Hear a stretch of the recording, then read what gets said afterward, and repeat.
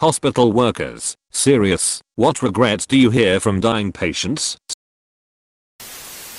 He wished he had been a better father to his daughter. He wished they had reconnected. His dementia prevented him from remembering they had reconnected years before and that she visited often. I wish I could have made him aware that he had accomplished his last wish, but he died not really understanding that. Holy yes, this is the saddest post in the entire thread. Shucks, all this is sad. I'm out to here. This only the second top comment, and you expressed my feelings perfectly. I'm not strong for this post. I worked as an oncology nurse right out of nursing school. I was barely 21 years old. Had a patient about my age who was dying of lung cancer. A few hours before he died I sat with him and he was telling me how much he wished that he would have had more time to maybe fall in love, marry, have kids. He was so young. He asked me to call his parents and he died shortly after they arrived. It was awful. His regrets were more about the life not lived. Many older patients had some interesting life stories and most wanted to tell them before they died. Most were at peace with the life they lived. Many regretted working so much and not spending enough time with family. I worked in long-term care for 12 years. I remember a married couple that shared a room. She had cancer and kidney failure. I was helping her eat lunch one day with her husband sitting there with us. She looked like death, but her husband looked at her then at me and said, "Have you ever seen a more beautiful woman?" I had to leave and go to the bathroom and cry. I cried for days every time I thought of what he said. I thought I would never know what it was like to be loved like that. I had been divorced for years. I couldn't even tell the story without tearing up. Footnote. I was divorced 23 years when I met Rod. Been together for 11 years. I know that love now. It's never too late. When I read this, I saw my husband. We've been married for 19 years now, and I'm not pretty at all. But every day, at some point of the day, he will stare at me and say, "You're beautiful." And several times along the day, he will say, "I love you." I haven't tell you that for a while. I know I have a wonderful husband, but this made me cry because I could see us in your story. In the air, it's not something most people see coming when they arrive, but it's usually the same regret when they are coherent. They all wish their family was there, which sucks even more lately with COVID, since family can't come in initially, or they cry out for their so in a panic. It's gotten to the point recently where we tell them so is right here with you. The look of relief on people's faces just hearing that gets me every time. People just want to not be alone at the end. In a confession subreddit, a dude confessed how he was with a man. During his last moments, he crashed his truck in the roadside. Op was behind him. Called the urgencies. As Op was waiting the ambulance, even hearing it, the man asked after his wife, where she was, that he wanted to see her. Op tried to comfort it the best he could, saying she was on her way. The man died when the ambulance arrived. Sometimes after, Op looked after this man.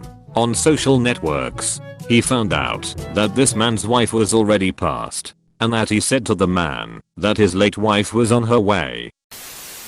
I was a new nurse. Flying solo. We got a call for an incoming trauma. Woman in her 50s involved in a multi-car accident. We were already at the ambulance bay, unsure of the woman's complete condition. She rolled in breathing on her own, but very labored with asymmetrical chest expansion. She was profusely bleeding, had multiple deep lacerations, pupils blown, debris covering most of her, etc. Her vitals were unstable. She was circling the drain. We knew she was on the verge of coding. I was standing near her head, ready to assist in supporting her airway, but also providing comfort and doing my best to calm her. The woman looked me directly in the eyes and in a hoarse, labored voice stated, "I was angry." I told her I was disappointed in her. She began to cry. Her vitals plummeted. "I'm sorry," was the last thing she said before her heart stopped. We coded her, intubated her, performed round after round of ACLS, only to eventually have to call time of death. I still see her face at times. Her eyes filled with more emotional pain than physical. It took much longer, and was so much harder, to write this than I thought it would be. Oh man. That was my biggest fear as a kid, and still pretty big now. My mom and I had a thing, that no matter how angry we were, or how busy, we would tell each other I love you before splitting up, whether it was a short car ride, a phone call, or a cross-country trip, just in case. End of life physician here. CPR. No, seriously, hear me out. Imagine using your hands to crush the sternum down 2 inches repeatedly of your 90-year-old grandmother who weighs 90 lbs. So that maybe you can then put her on a ventilator from which she might never get off alive. We ask this of everyone who comes into the hospital, but too often it's asked more like, hey, if you're drowning, do you want us to save you? Rather than what it truly is, especially for those who most likely won't survive it in the first place, and if they do, will be significantly worse off than they were before they died.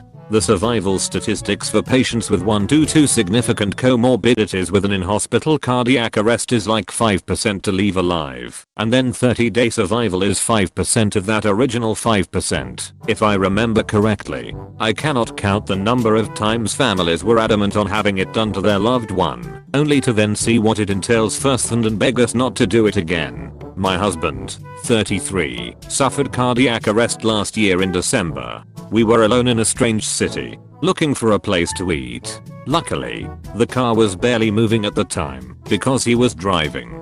I did chest compressions until rescue arrived. About 5 minutes. What I learned in the that night is that outcomes for cardiac arrest are typically terrible. If the patient doesn't regain consciousness right away, they immediately prepared me for likely brain damage. Somehow, he woke up with his brain perfect as they were preparing to IV him down. About 3 hours after his collapse, I learned during his hospital stay that chest compressions outside of a hospital almost never have a good outcome. His heart was completely done, and he had to get a transplant, but we got so lucky with his CPR. I'm glad I didn't know what might have happened, because I don't know I would have been able to keep going. My mother-in-law, her husband, stepdad to my husband, would not leave her alone in the hospital for 1 minute. He is a controlling, crazy man. My husband was visiting, and somehow she convinced his scrap dad to go take a break. She pulled my husband, her son, close and said, I don't want to be kept alive on machines. Her husband was her power of attorney, so my husband had no power. She was kept alive way longer than needed, I think. In the end, she regretted trusting him. I was in a similar situation, but it happened to my sister instead. Basically, my mom dropped me off with my brother to relatives in another city. My sister's lungs had collapsed, and she was taken to the hospital, and she remained in a coma for 7 months straight, and everyone, the doctors, estranged father, fellow patients, family members, and the nurses, begged her to just sign some documents, pull the life support plug, and let my sister die in peace. My mother screamed at them and said she would never do that. Eventually the people began to prepare a special kind of body bag, and the doctors said they were getting ready to pronounce her dead as things did not look like they would recover. Then suddenly one day my sister came back to life, but the doctors couldn't figure out what made her awake from the coma, and they declared it a miracle. This happened about a decade ago. However, as a result, my mother basically went insane from the mental stress and has now basically isolated herself from society and awaits an oncoming apocalypse and believes that people are attempting to assassinate her. It is chilling to think that I wouldn't have my sister in my life had my mother given into the pressure, and it makes me grateful to look up from typing this comment and seeing her across the room also browsing Reddit on her phone, but probably about something regarding MacUp rather than AskReddit. I work in a hospital.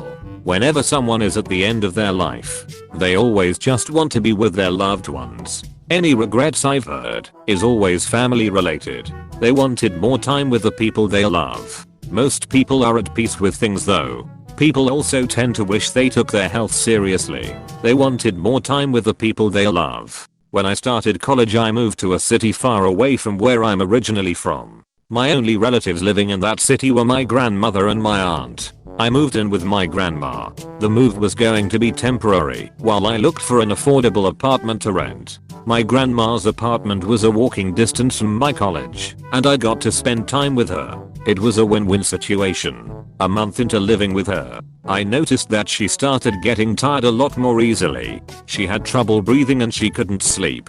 My aunt also noticed this and decided to take her to the hospital. My grandma was diagnosed with lung cancer and died 2 weeks later. I'm just glad I got to spend all that time with her. The last thing I said to her was, okay, I'm leaving. See you later. While I was leaving for class, she said, see you later. Take care. That shit, Siri. I still think about it like once a week. I will never forget the last words I said to my dad just a few hours before he died of massive heart attack. I was a little rude and off-putting because my dad had the tendency to call me about completely unimportant things in the middle of the busy workday. I know he wasn't bothered by it. We always gave each other a healthy dose of S, but I do wish I had given him a little more time that day. Funny how those memories stick with us. I'll never stop thinking about it.